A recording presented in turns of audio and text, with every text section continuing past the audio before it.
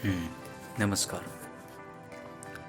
तो last class में हमने पढ़ा था सॉल्यूशन और फिर उसके बाद सस्पेंशन। प्रॉपर्टीज ऑफ सस्पेंशन हम लोग पढ़ लिए थे।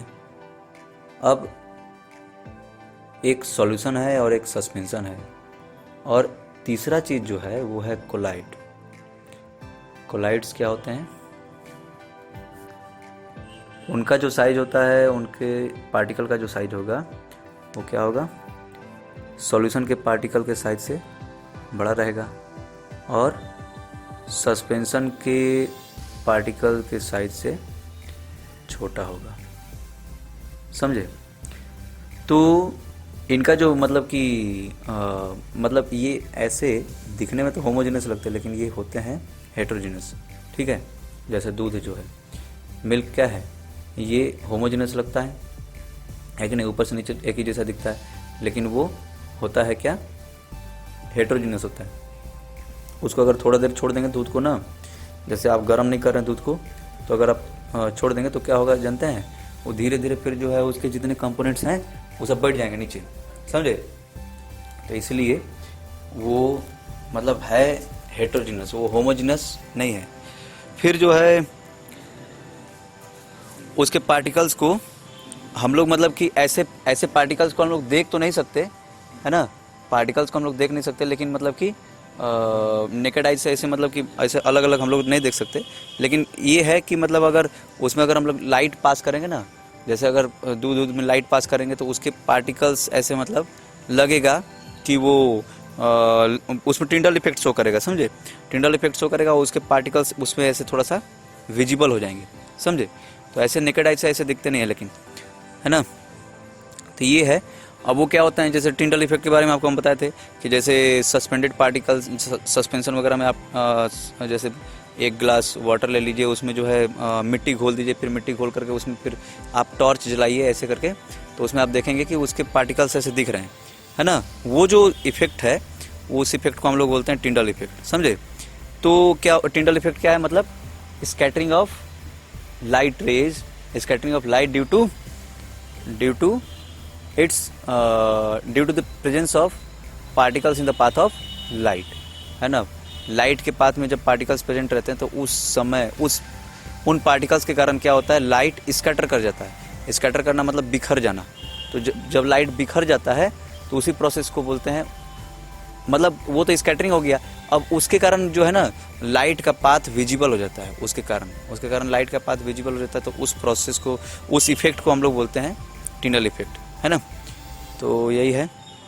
अब एयर में जैसे स्मोक वगैरह भी रहता है, तो आप देखे होंगे, जैसे कभी आप देखिए, जैसे मतलब कि आपके घर के पीछे पेड़ वगैरह है, तो वहाँ से देखिए कि पेड़ों, जैसे सुबह सुबह जैसे रोशनी आ रहा है कि पेड़ों से, है ना? मतलब कि उधर सूर्य का रोशनी जो है पेड़ों से होते हुए आ रहा है।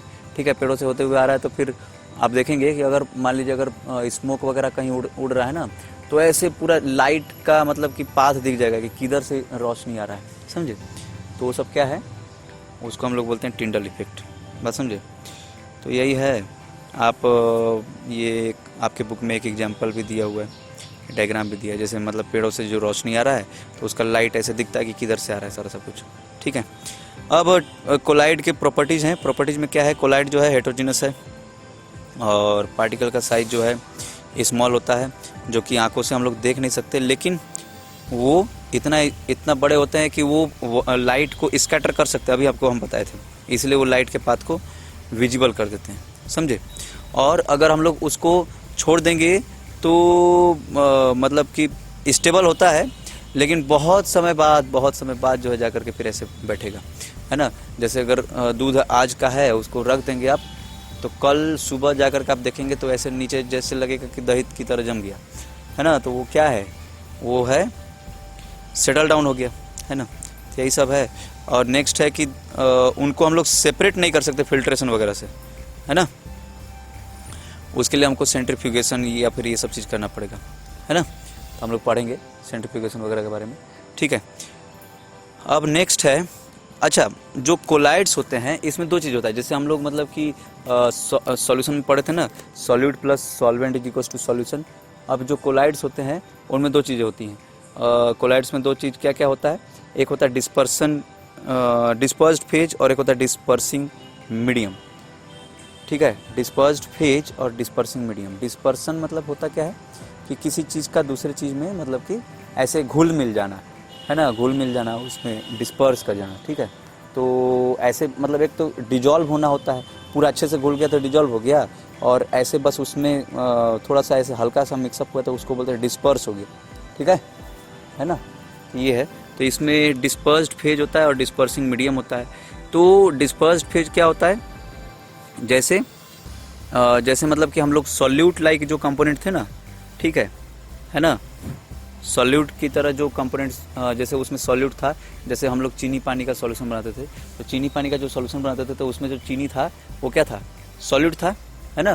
तो जो शुगर जो था वो सॉल्यूट था। वो जो सॉल्यूट वो क्या बोलते हैं कि अगर मतलब हम लोग उसको सॉल्यूट लेते थे फिर उसको हम लोग वाटर में डिजॉल्व करते थे तो वाटर सॉल्वेंट होता था। तो वैसे ही यहाँ पर सॉल्वेंट की जगह पर डिस्पर्सिंग मीडियम है और सॉल्यूट की जगह पर डिस्पर्स्ड फेज है ना, डिस्पर्स्ड पार्टिकल है ना, डिस्पर्स्ड पार्टिकल जो कि उसमें डिस्पर्स किया जा रहा है। किस में डिस्पर्स किया जा रहा है, डिस्पर्सिंग मीडियम में। वो जो डिस्पर्सिंग मीडियम एक तरह से सॉल्वेंट की तरह काम करेगा, समझे। तो यही है।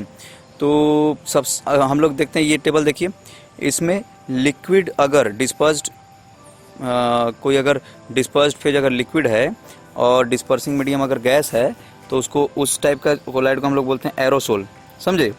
एरोसोल मतलब कि जिसमें डिस्पर्सिंग मीडियम अगर क्या बोलते हैं कि गैस होगा और लिक्विड क्या होगा, डिस्पर्स्ड फेज। लिक्विड और सॉलिड दोनों में ही एरोसोल बोला जाता है।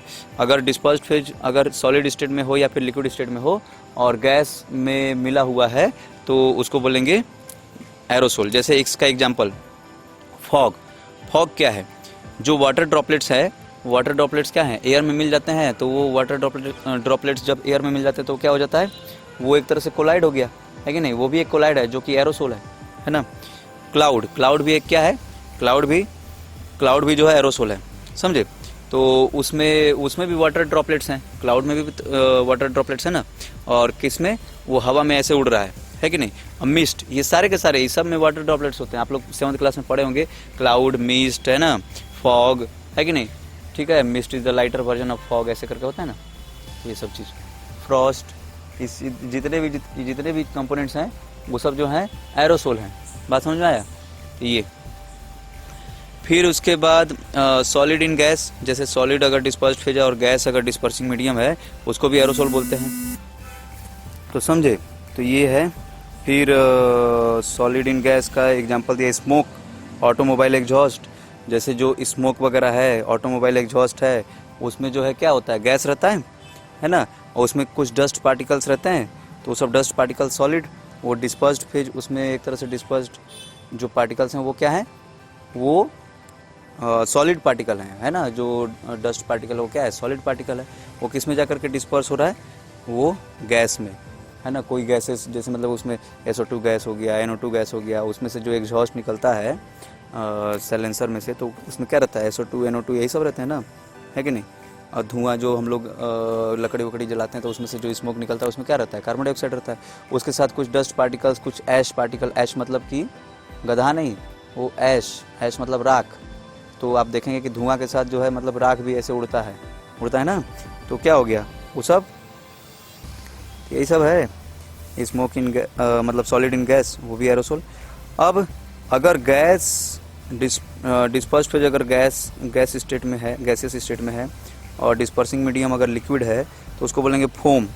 जैसे शेविंग क्रीम में आप देखेंगे, शेविंग क्रीम आप घर पे होगा, वो पापा लोग यूज करते होंगे, तो फिर उसमें आप देखेंगे कि ऐसे ऐसे मतलब करने से क्या होता है, उसको डाल दिए थोड़ा सा पानी उसके ऊपर डाल दिए तो फिर बहुत मतलब झाग क्रिएट करता है ना, फोम क्रिएट करता है कि नहीं।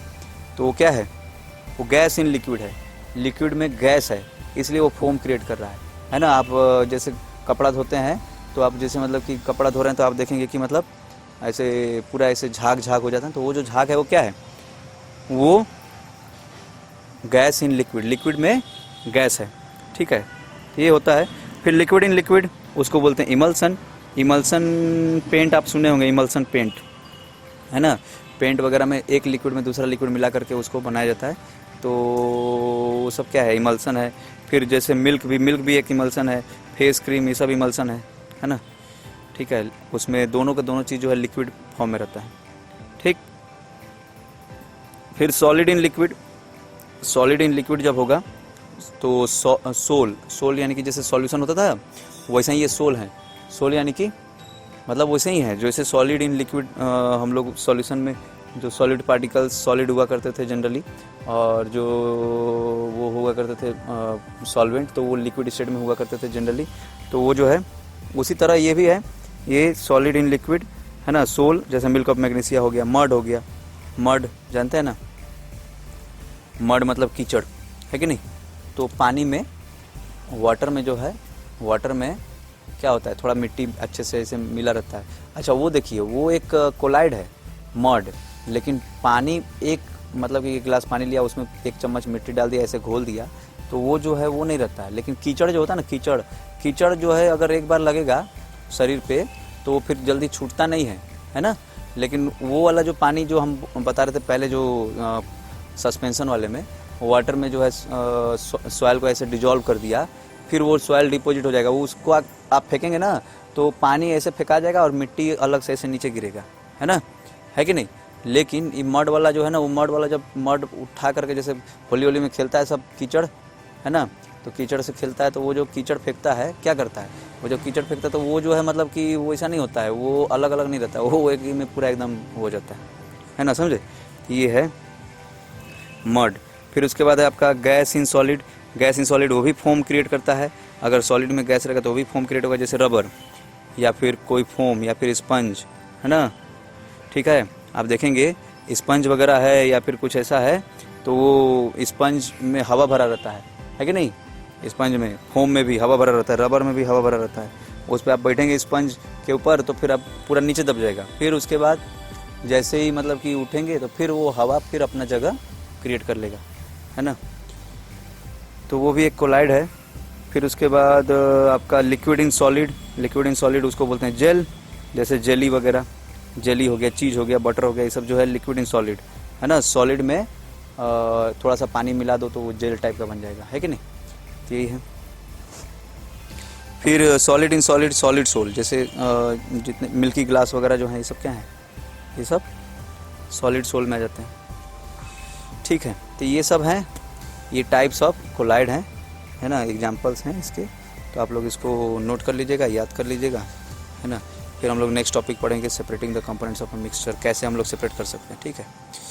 ओके, ये थोड़ा लंबा चैप्टर है। थैंक यू, नमस्कार।